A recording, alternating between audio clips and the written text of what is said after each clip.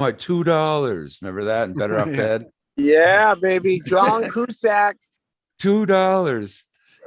I was doing this thing where people were like going ask wonder where they at now, like anybody from a movie, and that was who I called out. I'm like, where's the paper boy from Better Off Dead? Yeah. Well, he ended up in as Booger in Revenge of the Nerds. 1 minute. How's my audio? Am I good level? Everything's fine? Oh yeah. Norwood, just lean in when you're talking because it. Yeah. Oh yeah. No, I could tell the difference. Oh yeah, that sounds great. We can hear you. Norwood looks like he did some redecoration. My whole place is different. But it's been the same, for a minute, Kenny. It looks good. It looks good. Yeah, I remember when I was a kid, I would move my stuff around all the time to make it feel like I had a new bedroom.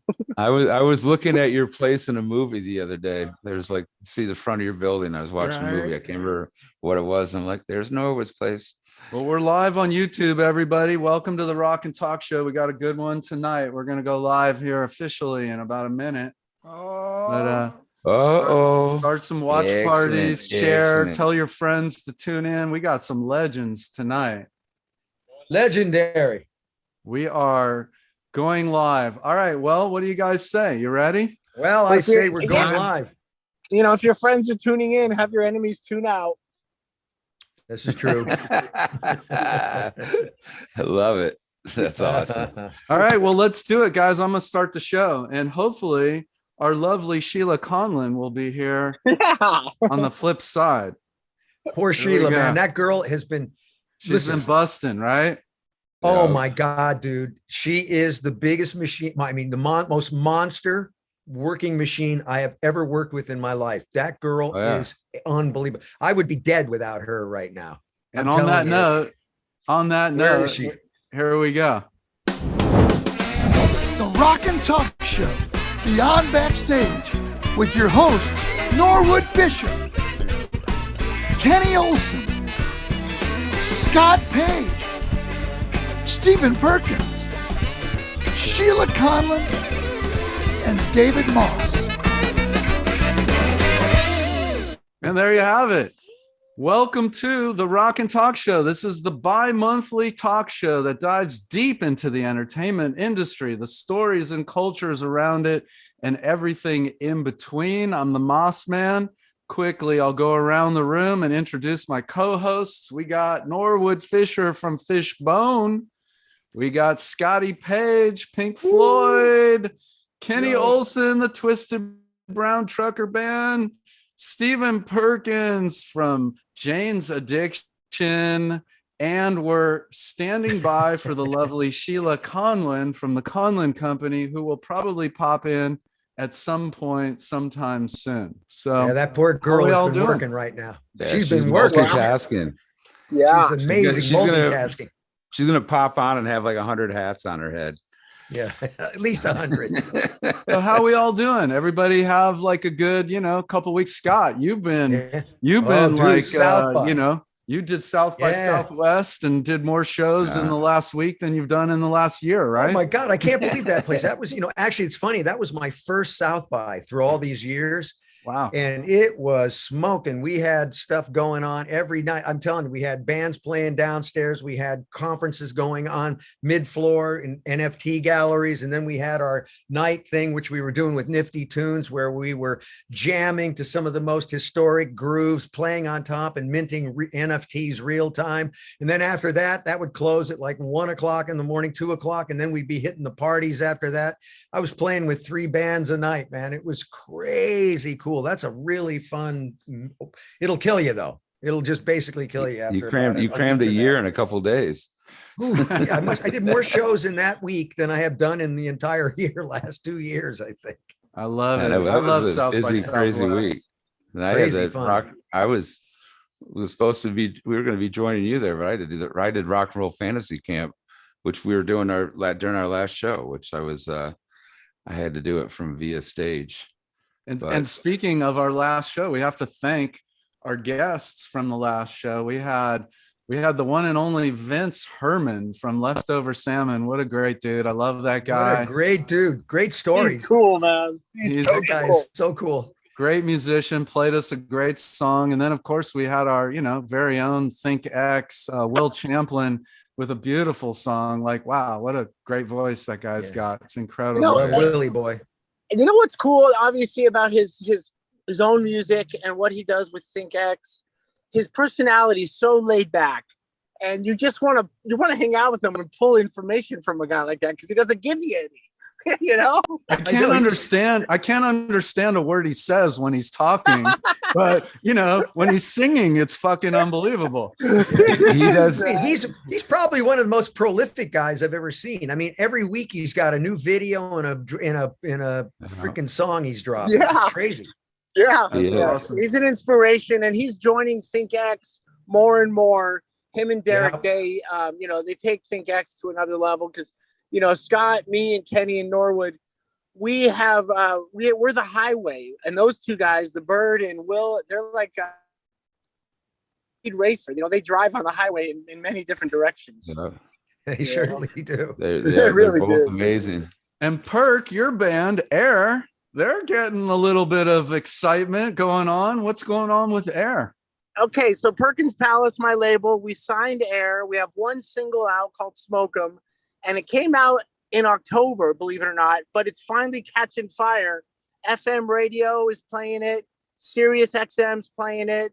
We're about to land a really great agent, and they're doing shows with the Foo Fighters, the Chili Peppers, Jane's Addiction, Alice in Chains. I mean, it's going to take a lot of hard work, but I like to say it, man. They're like having kids. I'm so proud of them. I just really love it. I'm having a great time being on this side of the business, opposed to being a drummer in the band, helping a band with everything I know. And like we all know, the business is a weird place to kind of make a living, but it's better than being a plumber. Yeah, come on, baby. I don't know. I got a buddy of mine that's a plumber. And he says it's pretty damn good. Just saying. The business needs real rock and roll had from the Midwest, like those guys. So I just had the plumber come to my house yesterday. Dude, that guy's making some cake. Yeah. There's no question. It's not such a bad gig. I got a buddy. I like to drum. I don't like to plumb. You know what I'm saying? I got a buddy that's a plumber, and everything he owns, like if he shows up at a nice event with a tie, it's got plumbing tools on it. At a bar mitzvah, he's got his yarmulke with plumbing tools all over it. Rick the plumber, anyways, he eats, sleeps, and breathes plumbing. It's funny. Well, thanks for asking about Air. And the record's probably going to come out in July, but we have a lot of great things coming for them. And smoke them if you got them. Thanks, man. Great song. and we got a big week this week, man. We're playing it. Oh, look at you. We got a big week this week because this week we're playing at Wisdom during NFTLA. Yep. So it's really cool. We're all working on producing this, the night events after NFTLA. Man, that conference is completely bowled up, sold out. It's a total VIP. Can you imagine they sold all the VIP tickets at $6,000? We'll talk about that. So it's at Wisdom Tuesday night, right? Tuesday and Wednesday. We're producing the 2 nights. We have the first night we're doing our Think X show, our whole Floyd thing. It's going to be crazy. It's after a full day of conferencing at LA Live. And then the second night we're producing Steve Aoki, which he's doing the second night in the Dome. And those are all Think projects. So congratulations, Thinkers. We're getting it done. I think that's where Sheila is right now, trying to get everything done. Can people come to those shows Tuesday and Wednesday, or what's the deal? Well, maybe kind of. We might be able to work something out if somebody side directs us to. If I got a couple people I got to get in. It's not necessarily open to the public because it's a huge VIP event for conference attendees. But if you know me, since we're putting it on, we might be able to work something out. I remember I went to a concert once. They wouldn't let me in until I told them I knew Scott Page. And then it's just like that. I use that line everywhere. I use it at restaurants. If I can't get a reservation, I use it everywhere. So everybody, give it a try. Charging it to the room. Charge this. No. Yeah. So listen, we have an happy amazing, to see Kenny boy. we have an amazing show tonight. Like, I'm stoked. We have two legends on our show tonight. Oh, I'm yeah. about to bring one in. Kenny, why don't I hand off to you? Why don't you introduce our first guest?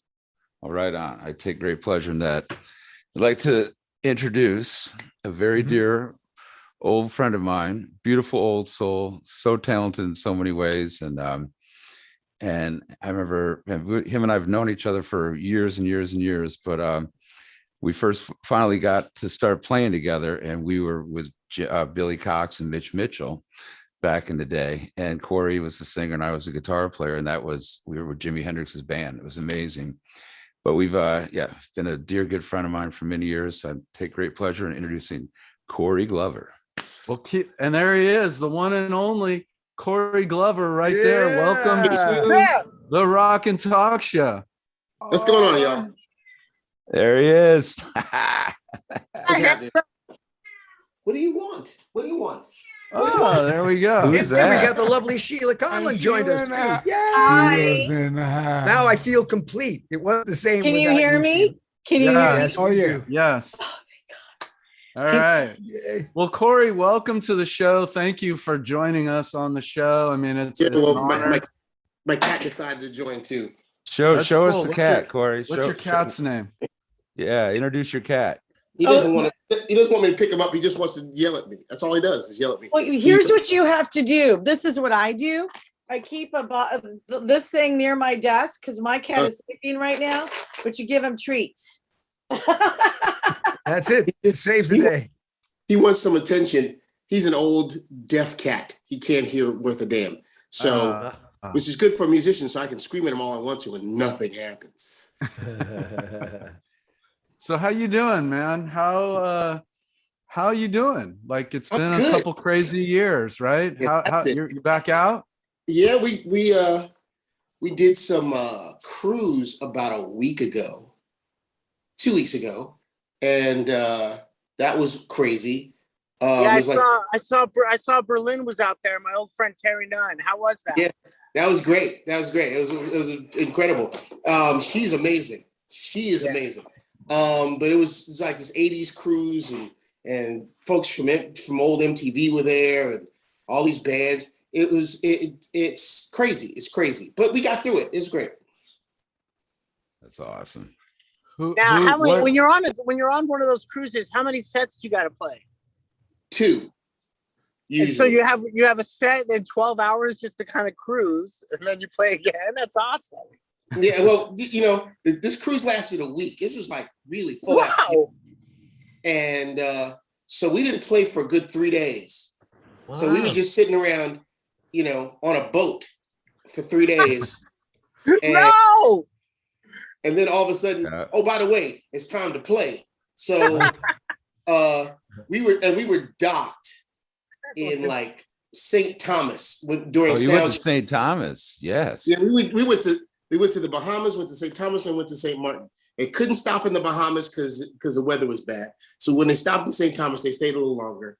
And we had sound check while they were still docked in St. Thomas. And, and we're playing, and the boat next to us is like, the hell is going on over there? So I was just telling them they're on the wrong boat, So it was good. It was fun. The best French onion soup I've ever had in my life was in St. Martin. Really? Oh yeah. I had a scuba diving business for many, many, many years. And I took a group of divers to a boat that we launched out of St. Martin. And then we went to St. Kitts, St. Bart's, and Saba right across the way. Yeah. And oh man, but the French onion soup there, like I've been trying to find something close and haven't found it yet. It's the Bordeaux they put in it. It's just Yeah. So what do you do for recreation on a boat when you're hanging out that long, and when you dock? When you dock, you get off the boat. You get off the boat, you run around, you go find a beach, and then come back. During any other time. Now, understand what's happening with us. Vernon doesn't go anywhere. He sits in his room and he takes apart his gear and puts it all back together. That's all he does. And God knows he's got a lot of gear to take apart and put together. Yeah. So he does that most of the time. And What does Mr. Calhoun? What does Mr. Calhoun do? Mr. Calhoun leisurely walks the decks and acts as though he's the Continental, because he is. Of course. And so yeah, but he gets off the boat. He got off the boat a couple of times. Doug got off the boat. You know, Doug has family in the Bahamas, so he was looking forward to going to the Bahamas to go see his family. And then we didn't dock there, so it was kind of rough for him. But he got over it. He got over it. We were out in the sun. We're on the East Coast from New York, and at that point in time, the temperature had dropped. It started to it was snowing. It was like, it's good that we're out in the Caribbean, you know? Yeah, exactly, man. Hey, No, when you were growing up, what was your first moment when you jammed with Vernon or Will or even Muggs, when you had some badass players behind you? I mean, how old were you when you're like realizing you've got the Hot Shots top of the pyramid band? Well, see, the thing is, when I first got in the band, in like, I want to say 86 or something like that. Wow. And there was different players at that time. There was another bass player and another drummer in the band at the time. Okay. And when I was in the band for like 3 months, and then I got a gig. Then I got an acting gig, and I went out to the Philippines to shoot Platoon. Right. Oh, of course. Yep. Yeah. So I didn't know that was the time frame right there. Okay. Wow. Yeah, that's interesting. I remember when you guys, I was in a band, Dragonfly. We were going to open up for you guys, and you guys got that tour with the Stones, and they canceled that tour that you guys had. I was just like, yeah. We were. Remember, we were. God. Yeah. After we got done doing the album in New York, that's when we met, and we were like, you guys going to go out with Living Color and do these dates. Remember that? Right. And then, and all of a sudden, you guys got the Stones gig. We're like, okay, I guess we're not going out with Living Color anymore. Yeah. Right. So how long was the band before it actually got signed? How long did you guys together? I mean, like the band before all this, it started. Vernon started the band in like 1983, and he was it Living Color? It was Vernon. It was called Vernon Reed's Living Color. Okay.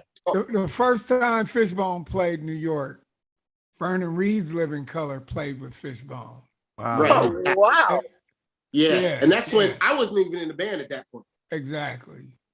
So it had been around for a while, and it had a number of players came through in and out of the band.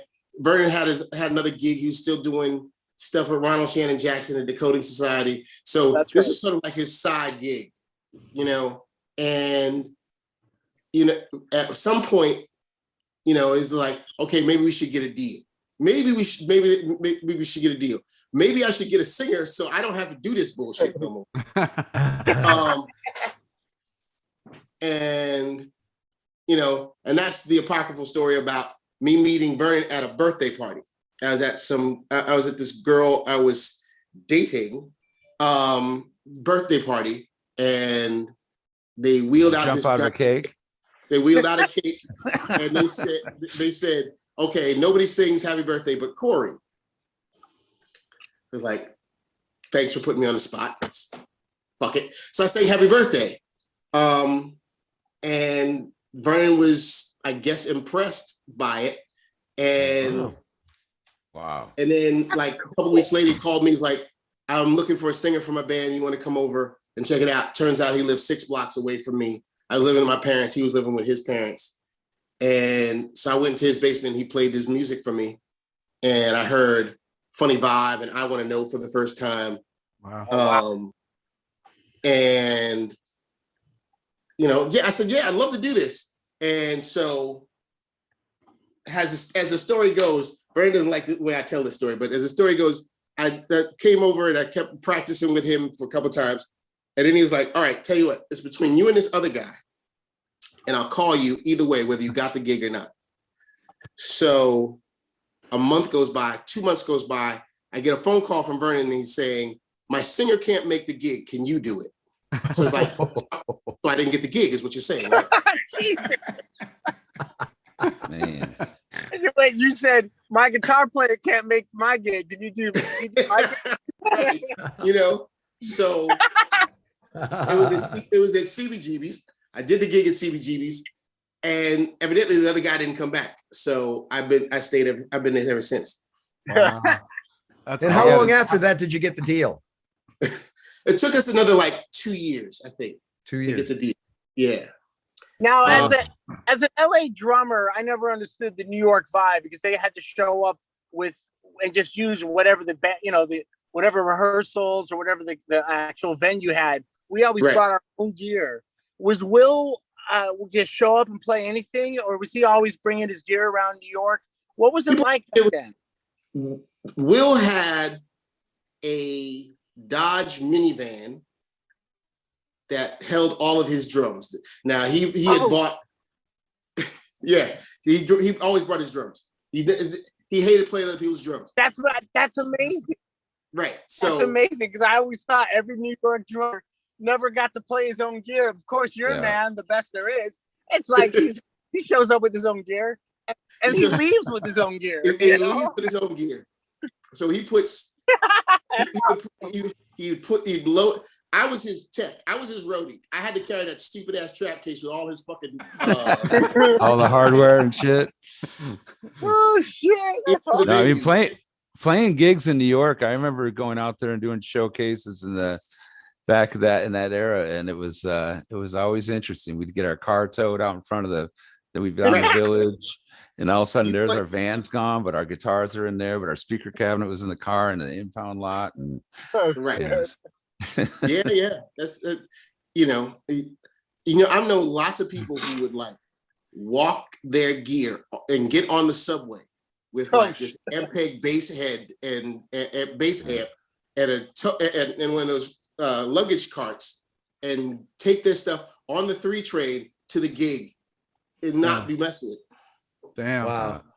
So much commitment in New York. I gotta tell. So Corey, I gotta tell everybody, like on the show here, we've all, been very blessed to have Derek, has been part of the Think X thing for a few years now. And remember Perkins and Scott and I were at this thing during NAMM, and Derek was playing there with his band. And I was telling him how about a year before when you guys were playing City Winery and you came in Nashville. Mm-hmm. And you called me up and you were like, "Oh, you gotta see," when you're like, "Kenny, don't get here late. Make sure you see this kid opening up for us." Right. Yeah. Because you're like, "You got to get down here early and we'll hang." Right. And that was my first time, and Derek now, like everybody on this show, he's become like, we've adopted him as he's like a little brother, like you and Vernon producing. You love him. And Vernon and I were just talking about him, last week at Fantasy Camp. Yeah. Vernon and I were just down in Florida together. That was right after the cruise. Yeah. So that was, but it was just, I just wanted, because these guys, Derek was, he was going to possibly be the musical guest on this particular show, but he's on the road. Obviously, we know he's destined for all kinds of amazing things out there. But I just, he's on the road with Dorothy, and I talked to him last week before he left when I was asking him if he could join us, and he was so bummed. But he wanted to send his love to you. And he said, make sure you tell Corey I send my love. And he's amazing. He is amazing. That is the greatest, sweetest, nicest kid I've ever met, man. I love him. Unbelievable. I want him to be the biggest star the world has ever known because we need guys like him being stars. Right, exactly. He's real. He's real. You know what really got me was like, you're from LA and you're the most all shucks kind of kid I've ever met in my life. I was like, are you real? Yeah. I know. Crazy, right? He's voice of comedy. You know what the thing that I love about him the most is he's fearless. You can say to him, "Hey, dude, let's play Giant Steps," right? And he'd say, "Sure, what key?" And he won't even know the song, and he'll just he'll just start playing, and he'll just fall in. He has no fear. He'll play any tune, anytime, any place, any key, anything, whether he knows it or not. And he kills it, whether he knows it or not. Perkins nicknamed him the Art Bird. Yeah, Art Bird. He's our art bird. What's great about music, and it unites everybody, and of course, it doesn't matter how old you are, and kind of like the first Lollapalooza. If you think about Fishbone and Living Color was there, it's it's like people, a community rooting each other on. We all sound different, but we all kind of want the same thing. We want to make people happy with our music. And when you guys met Derek, and when Living Color met Derek, and Steve Vai met Derek, everybody thought the same thing. This is the real deal. This is what it's about, man. And I just love being around people, whatever age. And we're twice the age of Derek, but it doesn't feel like it. I feel like a kid around that guy. Yeah, absolutely. Corey, we're always talking like Norwood and Perkins. We're always talking about wanting to get you to do something with us. It'd be amazing. It'd be an honor to have you come. And I mean, I remember like I was saying when I was introducing Corey. I mean, when him and I back in the '90s, we get this. Dave Spiro put this thing together right at the beginning of the Experience Hendrix tour, and like the Roots came, played, and stuff. And they're like, "Well, here's your Billy Cox's band's going to be Corey Glover and Kenny Olson, Mitch Mitchell." And Corey and I are just like two kids in the candy store. Band. Yeah. Yeah, it was all right. And that was an amazing night, wasn't it? That was at the Rock and Roll Hall of Fame in Cleveland. Yeah. And then we went to San Diego after that with it. Mm-hmm. My favorite thing was to make Mitch laugh. All I wanted to do was just make Mitch laugh, because he doesn't. He didn't. He won't. Yeah. Really? What? Yeah. He wouldn't laugh and shit. Did you make him laugh? No.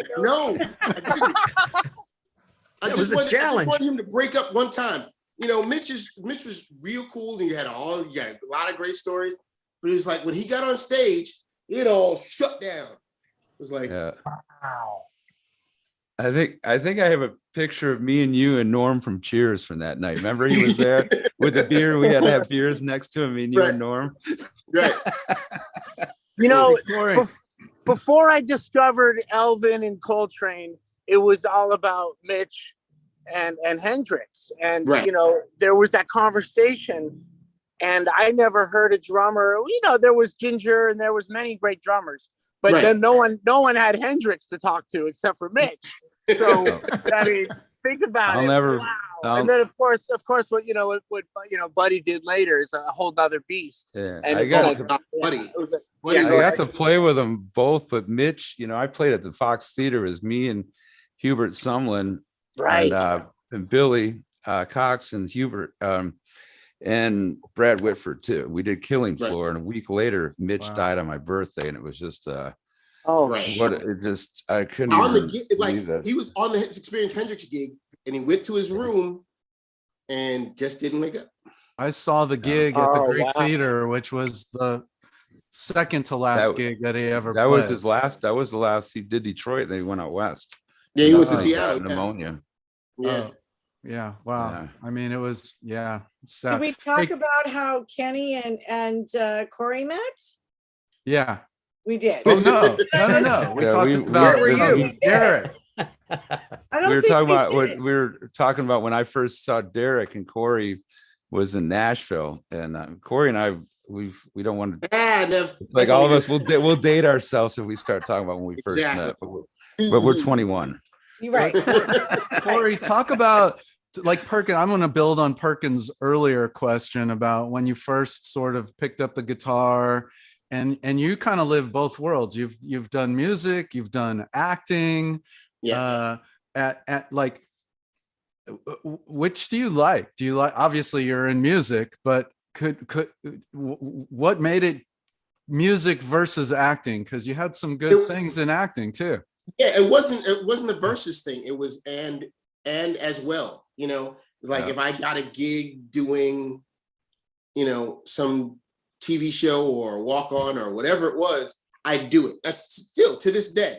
I did a couple of years ago, but over 10 years ago, I did a bus and truck show of Jesus Christ Superstar with Ted Neely. With Ted Neely, the guy from the movie. Yep. And that blew my mind. Like I couldn't have, that was my dream job. That to this day is my dream job. I love Living Color. I love all the other acting things I've done. I love all the musical things I've done, but doing that bus and truck show with Ted and playing the part that actually started me on my path to like wanting to be a rock singer was seeing Paul in the movie. Congratulations, first of all. Second of all, the marriage of that story, the music on Broadway or on film, it changed everything. Music was never the same again. Either was storytelling. I truly believe that. That is like rock star, unbelievable. It's like a religious rock star. That's what it is. That's what that movie is about. But yeah, it's rad. Congratulations, man. Thank you. I mean, one of the most iconic Vietnam movies, Platoon. Yeah. You're in that. Like, how talk about that. That must have just been really fun to shoot. Was it gnarly? Was it intense? No. We were in the Philippines where it was 120 degrees in the shade. We had 2.5 Sounds like a Tooth song. We had 2.5 weeks of boot camp where I was one of the last people to get to the Philippines. So the rest of the cast had been there a week. So they got a chance to stay in Manila and hang out and get a lay of the land. I was the last person to show up.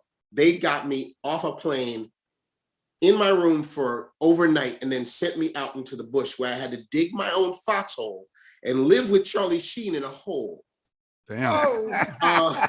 That's enough to cause you to stab yourself in the leg right there. Would you rather? Would you rather? Wait, what was the boot camp for? They wanted us to be as well trained and as understanding of what we were doing as possible.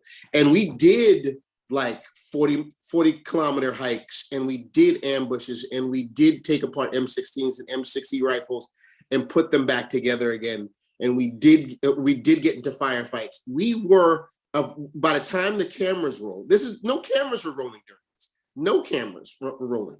We spent 2.5 weeks training, and then they rolled the cameras, and then we had to know our lines, and then we had to act. Wow. So when you see that look on our faces, like there's that rolling shot across, and you see all those folks. Yeah. You saw, it's like that was real. Yeah, that was us. Like we had not slept for 28 hours. We were awake and on and in it at that point. We were done. We were those guys. Yeah, that's intense. Wow. Yeah, that is so intense. Did you get combat pay? Hell no. I didn't get paid very well for that show either. That was the other thing. Because as it went, like I said, I was the last guy to go.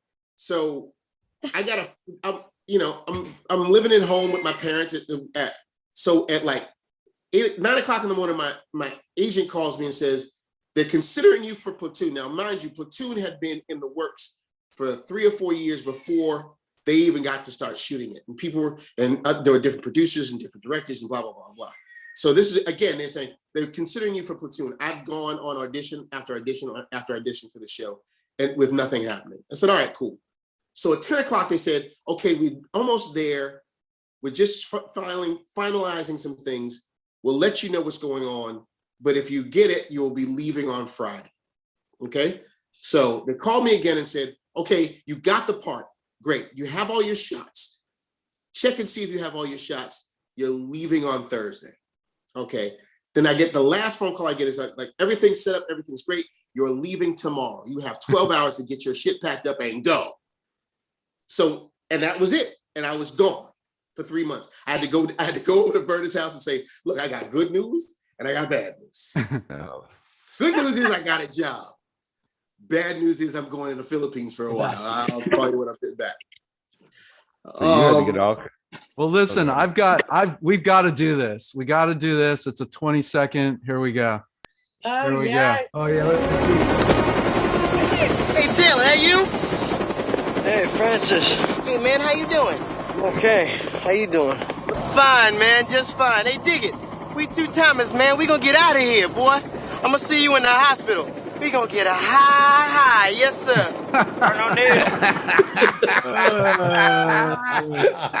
We had to do that. Had to do that. Do it. Hey, I love it. Real quick question. I want to know, did you guys get high? Oh, actually, we did. Oh, yes, we did. There's a scene where we're in the bunker, and just as like O'Neill comes in, not O'Neill, Sergeant Barnes comes in and starts a fight with Sheen and all that stuff. We were on a bender the night before. Oh, God. We had gotten wrecked the night before. And if you listen closely in that scene, you can hear me snoring. So I was gone. I was done. That's funny. That's hilarious. Oh, yeah. Hang with Charlie. But then look at like Charlie's dad, Martin, and Dennis Hopper, you know, in Apocalypse Now too. I mean, yeah, like he had a stroke in the middle of that, or a heart attack in the middle of that. Yeah. And Hopper claims that he was tripping during some of those scenes for real. You look like it. Yeah, no, I have to say, I went through boot camp for real down at Camp Pendleton with Coolio. Really? Whoa. Coolio, Tracy Bingham. I did a show called Celebrity Boot Camp. Yes, I do reality TV. But I went through it, and that was the most insane experience I've ever had. Wow. And Coolio, of course, we will tell the story. You're not supposed to bring in any weapons or marijuana or drugs or whatever. So sure enough, well, no weapons. But we took away his weed, and then we got into Camp Pendleton, but I'm driving behind the bus. And I'm like, oh my God, I have Coolio's weed in the back of my car. And I'm like, oh my God, they're going to kill me, or they're going to, put me in jail. For some reason, we made it through. So at the end of the boot camp, the show, the whole thing, the filming, we pulled out the weed and everybody had fun. But that is the most intense experience. Oh yeah. Yeah, it is. I've done the USO tours, and it's an eye-opening experience beyond. It's but yeah, you don't want to get caught smoking weed on a military base. Trust me. Talk about Galactic. How'd that come about? Galactic? Yeah. How'd you connect with Galactic? Living Color's manager at the time was managing Government Mule. Stephanie Scamardo. She's what's the name's wife. So we Mule was doing some show and Galactic was opening, I believe. And the singer, I can't think of his name, God rest him. Damn, I can't think of his name. Sorry, so sorry, y'all.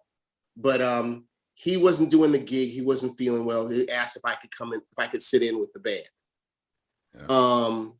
At the Brooklyn Bowl.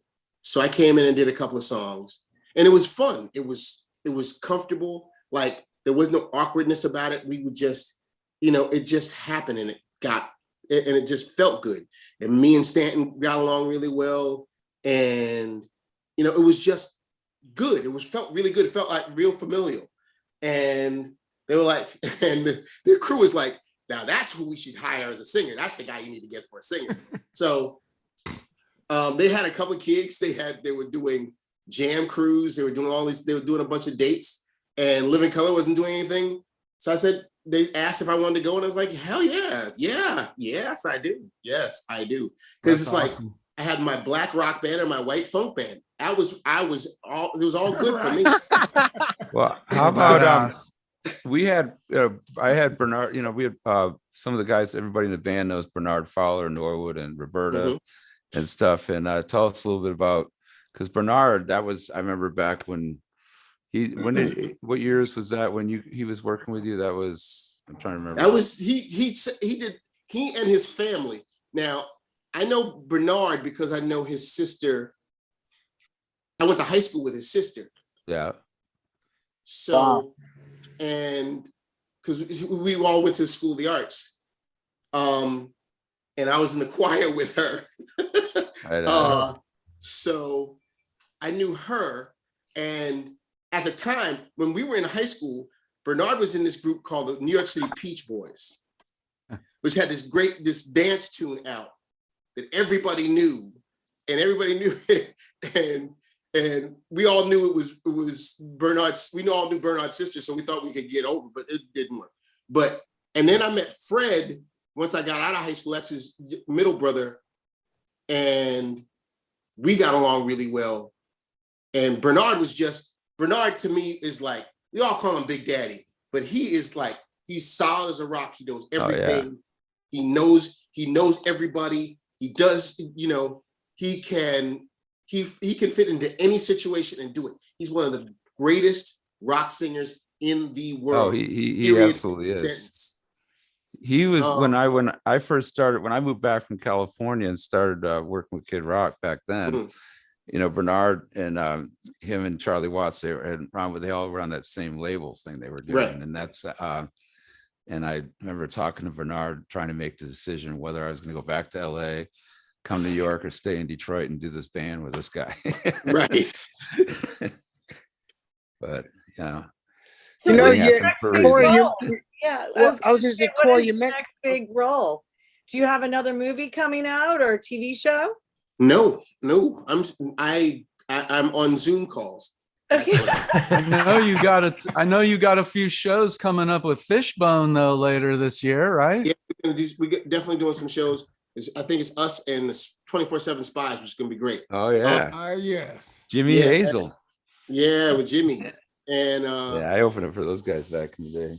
And I'm doing a gig next weekend with Galactic, actually, in New Orleans. So that's gonna be fun. Nice. Tipitina's or where? No, it's a festival. It's like the Hogs Festival or something like that. It's like it's a giant pig roast, basically. But I had a quick question. I saw that Steve Vai was doing some stuff with Living Color. What was that?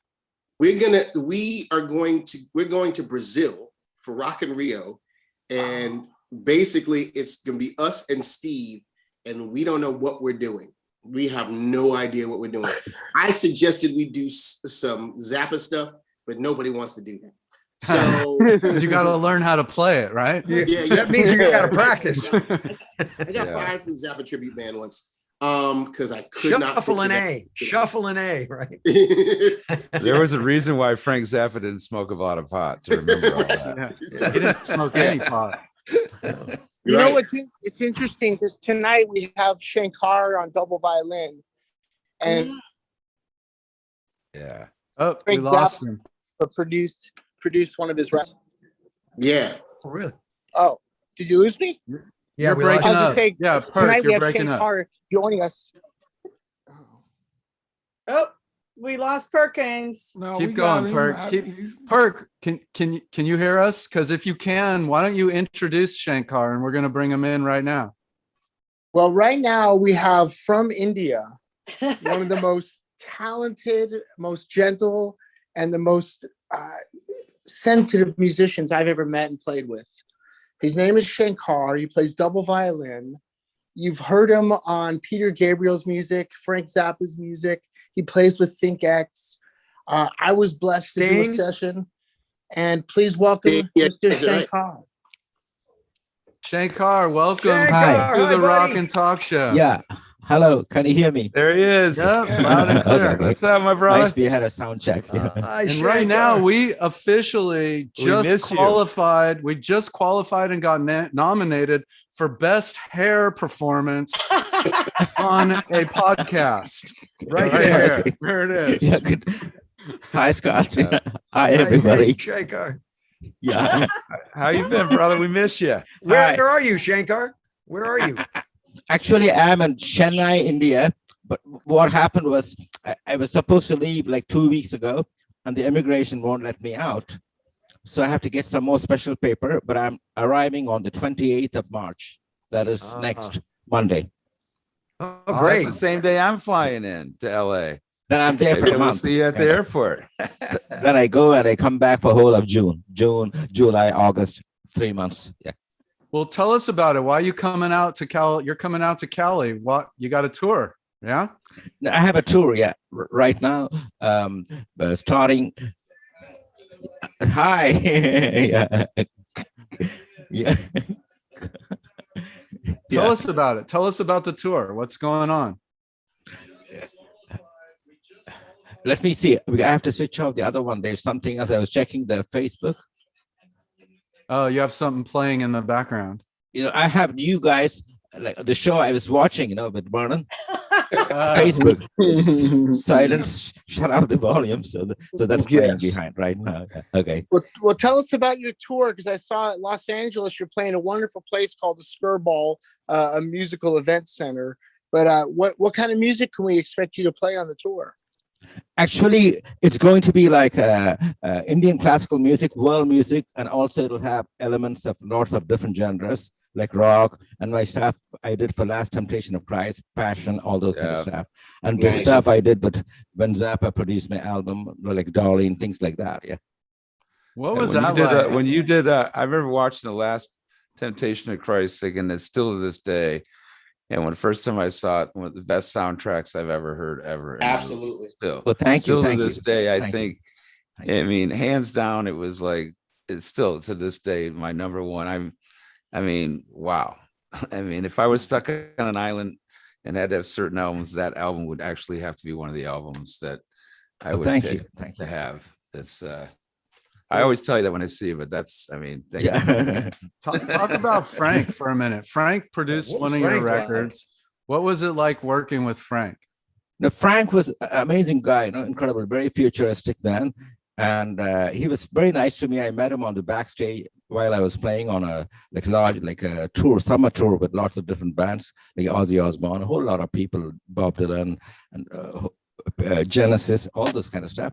But then Frank asked me, he wanted to sign me, so I was signed to his label, Zappa Records, for the first artist, and then for 10-album deal. And then he wanted to produce. So he produced an album like this was, I think, in 79 or 78 or one of those stuff. And so we did the album in England. Then he asked me, he was always touring. So he said, you can open for me. But he said, you don't need a band. You can come with us. You can use my band. And he had always he had great musicians. It was like Vinny and Warren Cooker, all these guys, really Steve, different time. Yeah. What years was that? What year was that? I was involved with him like from the 70s, mid 70s till he passed away, already. So even during the last moment, whenever he was on a tour, I remember like during the Secret World tour, Peter Gabriel's tour, whenever I came back to LA, I would go to his place. Then he would walk very slowly, but he would always take me to the studio. And he was always like mixing his album material from before live concerts. Yeah, he was always a workaholic, amazing, incredible musician. Was he a taskmaster? I mean, was he like hard to work with in the studio? Was he easy to let you do your thing, or was he constantly telling you? Because when I worked with Brian Wilson, I'll never forget it. He dictated virtually every note I played. Wow! Like he sang every line and everything. Was he one of those guys, or was like just feel, play? What was it like? Actually, with Frank, he was so nice to me, actually. He was really nice to me. He was very supportive. Whatever he did, he let me do. But it was very difficult with the band. For example, the Dolly, and we had, the band was like an awesome musician, like Simon Phillips on drums and lots of English musicians. The first song we were recording, so I was conducting it. It has lots of odd meters. So 10 o'clock, we started. To have just the track alone, it took them like 57 takes. Wow. Till 7 o'clock. Somebody would make a mistake and ask Frank, can I punch in? He said, no, you cannot punch in. Go from the top. Wow. Yeah. Well, so everybody has to do it. You made a mistake. Everybody else has to do it again. Did you ever work with Chester Thompson when you were working with Frank? Actually, I didn't work with Chester, but I knew him. In fact, one of the 2 years ago, I did an album called Chapleri Dreams, which Perkins is on, Norwood is on, and Tony Levin, and Chester Thompson did like 6 tracks. And Chester is amazing, really. And he and Tony never played together. Yeah. But I did a session with him, and the song was like in all kinds of crazy time signatures. Yeah. And he was like, and I'm like going, wow, I got to go in the studio, and it's with Chester Thompson today. And I'm listening to, I mean, the time signature changed like 3 times in the song. And he sat down and he like showed it to me. And he actually, he made it so much easier than I thought when I got in there. And he was like, what an amazing guy to work with, and how he just broke it down with me in each section and just think this way. And he was even telling me back at Zappa's band, a lot of the guys, some guys were very theory oriented, and then there was other guys that were just feel players. And there was that mixture of the combination that made a lot of that magic, Yeah. I got a story. I'll never forget. I got called to play in his horn section. It was all my freaking heroes, right? I was so scared. I went in there. I was panicking.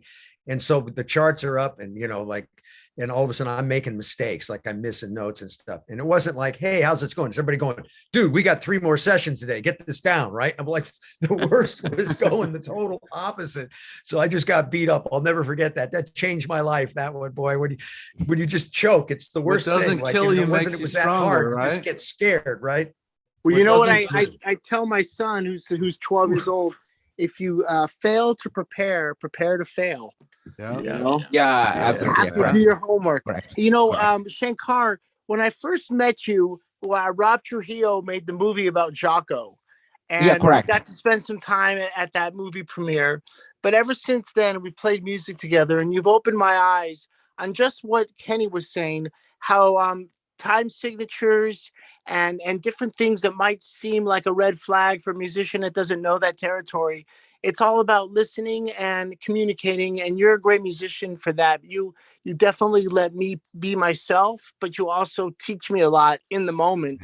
And I appreciate that. I'm so proud of the music we did in Venice, California, that one tune, and Jonathan Davis sang on it, and Scott Page blew some sax. Yeah, and, amazing. Yeah, badass.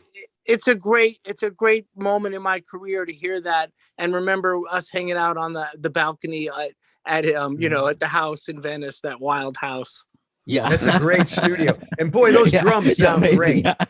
Yeah, those drums sound fantastic on that. Amazing. Yeah. So thank you for having us on that. I really enjoyed it. I have a lot more stuff, and I would love to have you guys. And also, it's a great pleasure for playing with you guys on the Think X, the songs from Pink Floyd and everything else. Love to do it anytime. You are all amazing, incredible musicians. It's a pleasure for me, an honor for me to be working and knowing you guys. You take me to a different place. Normally, this part of the show we save for a live performance, but because you are coming to California from India, and let's also mention that this show is live right now, and it's 6:50 a.m. in India right now. Holy and moly. Shankar has not gone to sleep yet. He's been up all night long. But normally we do a live performance, but Shankar can't do a live performance because all his instruments are already being shipped out to the States in transit. But we do have a video of the song that you guys are talking about. So why don't you talk about it, set up the song? It's an animated video, and then we'll go ahead and we'll show it. Great. Yeah. Cool. Go for it, Shankar. You have probably a shot of 30 seconds, isn't it? No, I've got the whole. We're going to do the whole song. We're going to go great. for it. Yeah, fantastic. Yeah. That song I wrote, I was finishing a tour like in India, then I got really sick. Then I was arriving on January 1st, then the recording started the next day. So I wrote all these things. It was very natural to me, but it had so many odd meters. Each bar is a different beat, like all kind of beats. And the total it was like 368 bars of different beats, together. And so I had a arranger. So before I went there, I had him all the things transcribed, and so he was conducting and rehearsing with the band. So once we went there, so I was conducting during the album. I overdubbed myself later, with Frank.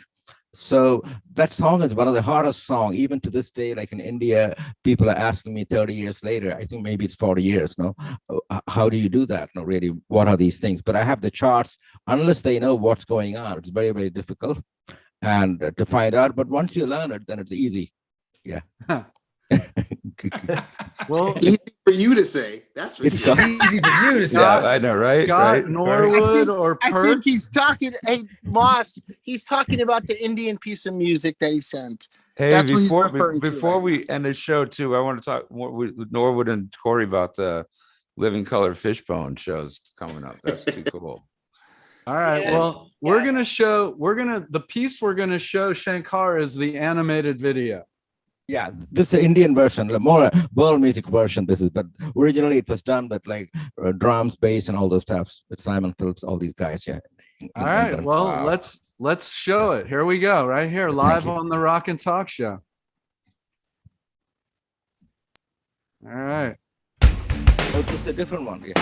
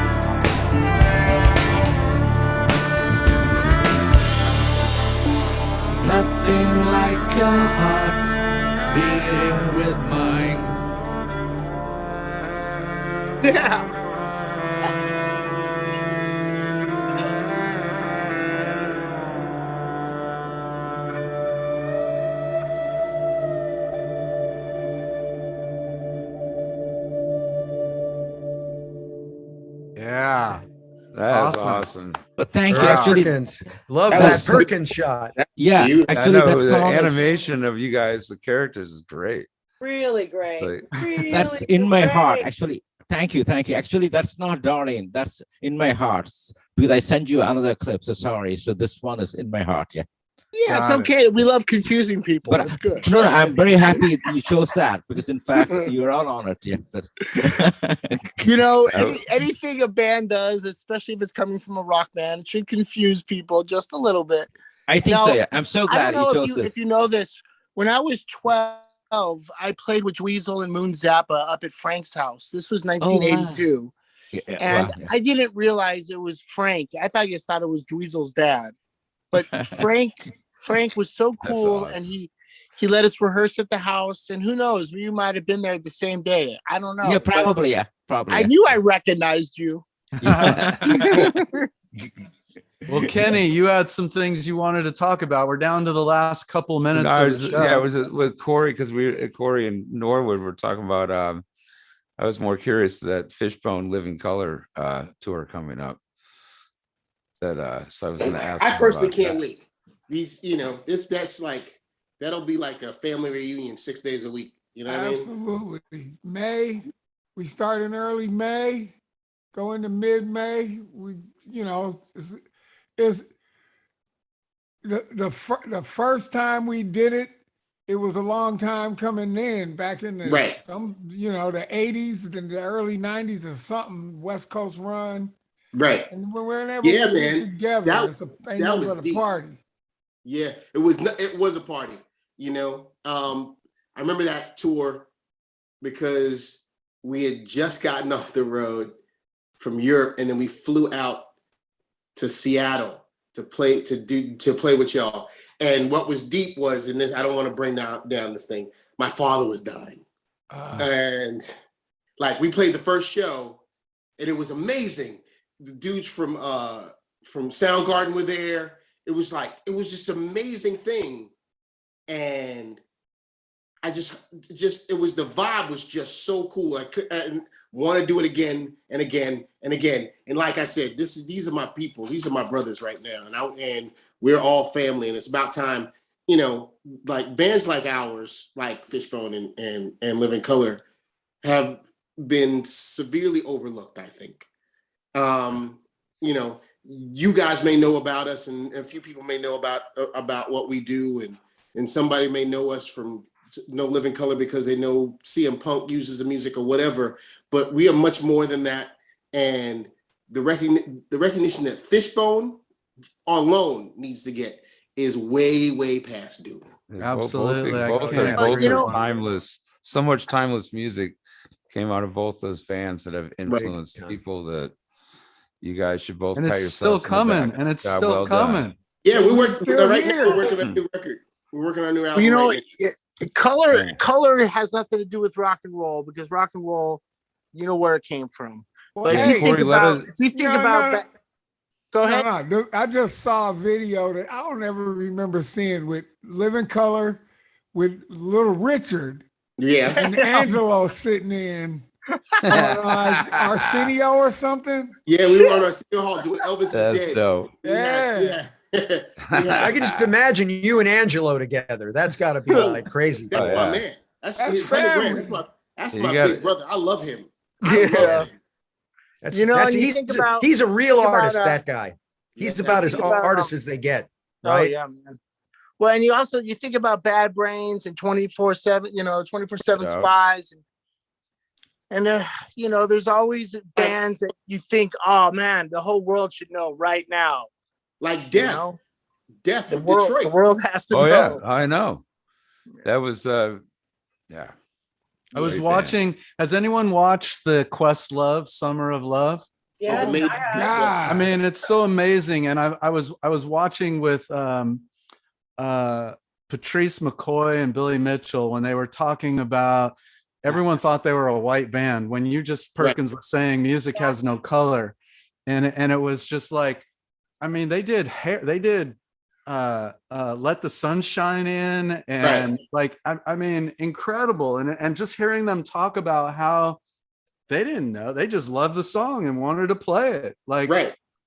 And it's so true. I mean, I think what the beautiful thing about music is there is no color, and it brings us all together from all parts of the world, from India to America to Compton to the Bronx to across the board. And that's the beautiful, beautiful thing about music. And on that note, honestly, I mean, we're out of time. I was going to say real quick too, with I know, because we got both with Corey and Shankar. It's like, this could go forever. I'm having too much fun. And then talk about Corey was just up here in Traverse City. I'm up at my cottage right now, Corey, where you were at. Yeah. Oh, yeah. Tell them a little bit about your other project too. Yeah. And I got this metal band. It's like sort of like prog metal thing called Disciples of Verity. It's very, very cool. It's me and Corey Pierce from God Forbid is playing drums on it. So, rad. Yeah, it's dope band. Yeah. Isn't it great that you've had one of the greatest drummers in the world in your band? That's so rad. You know, and I don't know if you know player, this, and guitar player and bass player. No people who do this stuff really, really well are pains in my ass. Well, congratulations, man. Yeah, congratulations. Yes. I'm gonna have to get your headshot. I think I need to put you in your next movie or TV show. I think you should. I do. I think you should. I have plenty of ideas. I got some shows that you might want to talk to me about. I would love that. I would love that. And it's about closing. I got one particular show that's about music for kids. So get my number from Kenny or whomever, and let's talk about it. Seriously, I've got your number. Serious. Okay, call me. Saw it happen on the Rock and Talk. As soon as you get off this Zoom call, call me and we'll talk about it. I like it. You got it. Any closing thoughts, Shankar? Anything that you want to like? When's the tour start, and where do people find out about it? The tour starts from April 2nd is the first show, like in New York City. It starts from New York and coast to coast, and the last show is April 22nd at Skirball Center. And if you go to my all my Instagram, Facebook, you can find all the dates and all the tickets, where to buy, and all those things like that. Yeah. And it's all. If you go on the Google, you can find them. There's lots of information. Yeah. Are we going to see you in LA? Are we going to see you in LA in the next few days? Yeah, I'd love to see you guys. Let's try to see you. Let's try to all hook up and jam.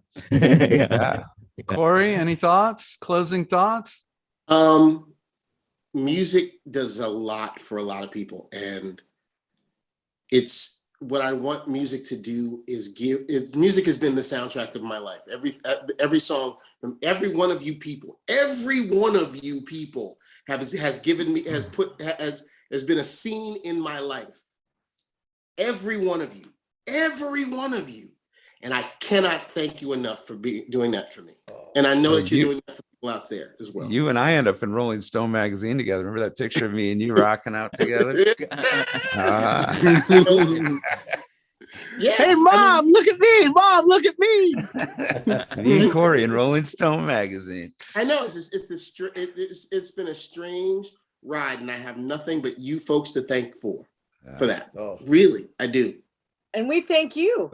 Big time. Exactly. Brother. Love both you guys. You for all the music, all the music, both of you guys. Thank you for taking time. Shankar, thank you for staying up all night to join us. Thank you so much. Such a pleasure. Yeah, I wish I was there in person. You got some good coffee over there, huh? Kenny, you wanna mention who's on our next show? Oh, Rohan Marley is Corey's on our next show. So we're going to be very blessed to have, Ro's going to be on our show next week, and or not 2 weeks from today. 2 weeks. My bad. From today, Rohan Marley. I'll be out in LA next week with you guys. Yeah, I forgot about that. And yes, we've got the band Think X playing March 29th at Wisdom LA Art Park for the big NFT LA conference that our co-host, Mr. Scott Page, is taking on a huge The truth is it wouldn't happen without you. A huge undertaking, but it is going to be kick-ass amazing. So Think X is going to rock the night away. Hey, and if you can't get into that, Friday at Wisdom, me, Angelo, and Chris Dowd with Justin Warfield from She Wants Nice. Revenge, Yes. and Tony Austin on drums from Kamasi, Washington, Great. doing the David Bowie thing. Nice. Oh, Awesome. At God, we're gonna be Wisdom living. Friday, we're gonna be Nice. living at Wisdom. April We're all gonna 1st. be- Living at Wisdom. We're living at Shankar and Wisdom. Corey, don't leave just yet. Sit tight for 1 second. Okay. And See you next time on the Rock and Talk Show Beyond Backstage with your hosts, Norwood Fisher, Kenny Olson, Scott Page, Stephen Perkins, Sheila Conlon, and David Moss. Executive producers, Sheila Conlon and David Moss. Producer and director, Eric Lloyd. Assistant producer and creative director, Mark Armentano. Editor, Graham Cooper. Theme music by ThinkX. Sponsors, IK Multimedia and Lewitt Microphones. Artist Relations, TPI Films. Special thanks to From the Earth, ThinkX, The Conlon Company, and Mac.